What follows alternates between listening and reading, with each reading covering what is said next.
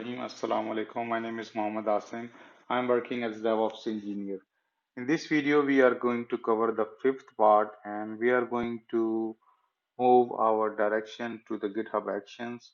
So we are going to build our Docker image or application through the GitHub Actions, and we are going to push that particular Docker image to the ECR. So, and I'm going to call that particular um, image as a version 1 of our application. So, uh, navigate to the GitHub Actions, and I'm going to show you what is the requirement for the GitHub Actions. So, you have to simply create this .github in your existing repository. So, and do the slash workflows, click here. So here I have a one YAML file you will see in that particular workflow. So if I click here, let me, okay. This is the ecr.yaml file. So I'm going to show you some of the stuff that it is going to do. It is fairly easy and I highly recommend to use the GitHub Actions because the Microsoft offers this powerful CICD feature which you can use for both Windows and Linux environment for your deployment of code. And one of the best thing about this, you don't have to manage it just like Jenkins. You have to manage the Jenkins as well. So it is also giving you a lot of free minutes to deploy. I think it is in private repository it they are giving you about 2000 minutes, but I'm not sure about that. Please check how much they are offering for the free stuff, and it is really cheap even if you buy the stuff, and it is highly secure and automated. So this is the GitHub Actions which we are going to cover, that for every push in the master repository, as it is pretty much self-explanatory that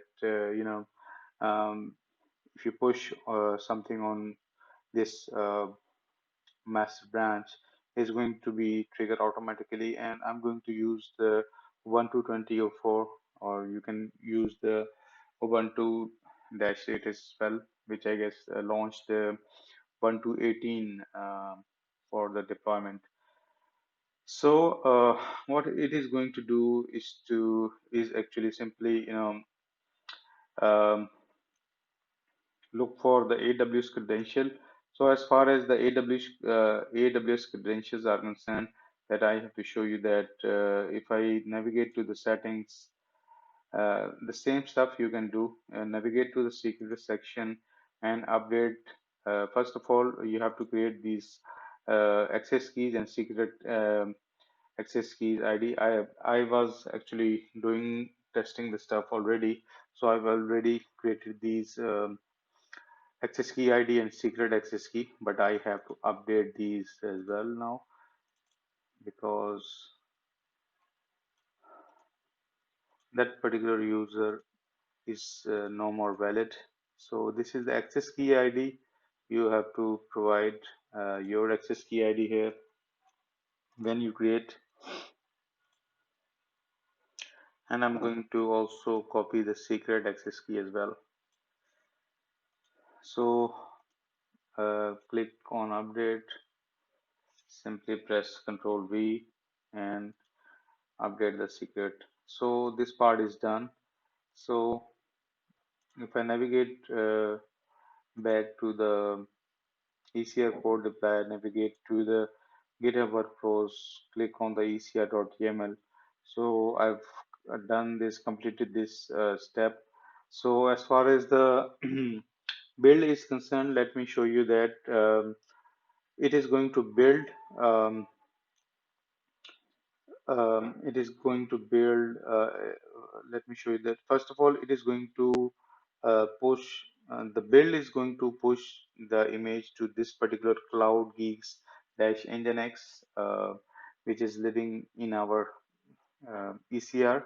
This is the ECR repository name, and I'm going to give a tag v2. So but I'm looking to deploy the version 1 as well. Then I'm going to switch it back. So what it is going to do is to build, and I'm going to um, give this tag uh, v2, and it is going to push the v2 to our ECR repository. Let me bring that ECR to you. Currently there is no tag in our ECR, so let me update this one. So as far as this app is concerned, let me show you that what I mean by that.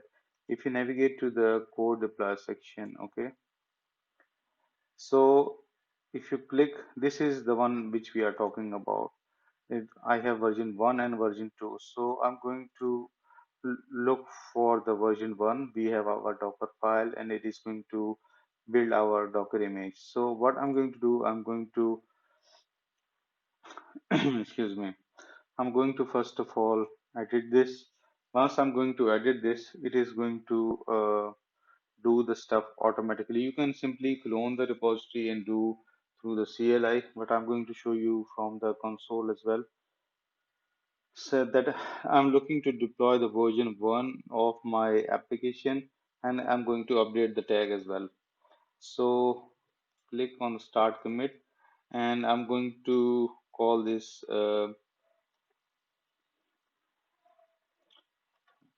AWS